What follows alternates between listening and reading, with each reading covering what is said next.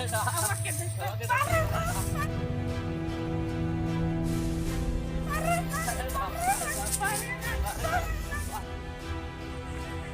চাচা হ্যাঁ আচ্ছা এখানে তিস্তা নদী কোন জায়গায়? তিস্তা নদী তো এই দিক দিয়ে যায় লাস্টে ও এই দিক দিয়ে যায় আচ্ছা গেলে সামনে তিস্তা নদী সামনে তিস্তা নদী না? তিস্তা নদী যায় কেন ও আমি এক সংস্থার লোক তো, আমি সেজন্য কোন এখানে সংস্থার আপনি আসছি এক সংস্থা।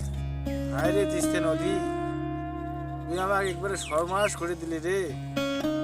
আমি এখন কি করব, আর কার কাছে যাব, আর কি যে এখন আমি করব? আমার এখন দিনে দিনে দিন ফুরিয়ে গেল, কিছুই করতে পারলাম না। ও ভাই আচ্ছা এখানে তিস্তা নদীর রাস্তা কোন রে বাবা? বাড়ি ভাঙতেছে? আচ্ছা চল চল চল। যাক, যা হয় হোক, এখন আমাকে চিন্তা ভাবনাতে দিন করে কাটে দিতে হবে। আমি আর কি করব? ভাঙছি যখন নদী, নদী ভাঙি সুখ হোক, আমার একটু কষ্টই হোক।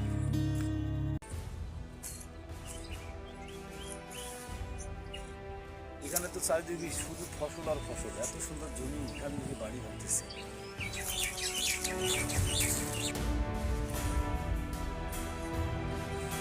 চাচা, ও চাচা, চাচা হ্যাঁ বাবা, কি ব্যাপার আপনি এখানে মন খারাপ করে বসে আছেন? আর কন্যা বাবা রে, ধান গাছছি দুধের মাটি, এমন সময় বৃষ্টি আর হুলকে আসলে পারে ধান আমার সতে দিয়েছে, ছেলোতে ধান আমার এই যখন নান্দা চলতে পারছে, ধান বলে ধান এসে সমান হয়ে পড়ে গেছে।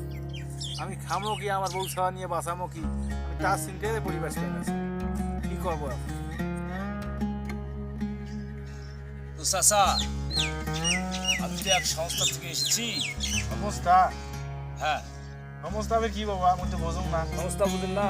না, মানে এনজিও লোক, আমরা এনজিও লোক। কত এনজিও আসিল আর গেল বাবা, আমার কিছু আর দেরি না। চাচা আমি তো সেই বড় এনজিওর লোক না, আমি একটা ছোট এনজিওর লোক। আমি তো নদীর কাজ করতে পারবো না। তো যদিও আপনাদের একটু হেল্প হয়, আপনি কি গরু পালেন? গরু টরু নাই বাবা, দুনে ছাগল আছে, বেটা একটা আছে, ওই ছাগল দুনে চলে সবাই। চাচা বাবা চলেন আপনার বাড়িতে যাই। বাড়ির যা কি করেন বাবা, অভাবী সংসার। হ্যাঁ আমার চাষিও বাসি নাই, আমার বহুদিন আগে ছাড়ি চলে দিয়েছে, এখন মনে করো যে বসে আছি। চাচা আপনার তোমার শরীর খারাপ, তুমি এখানে বসে আছো কে? চাচা বাজান বাজান বিলু তোমার বাজান বাজান, হায় রে তিস্তা নদী, তোর কারণে আমার বাবাকে হারাইলাম, মাকে হারাইলাম, আর মন হারাই দিছে।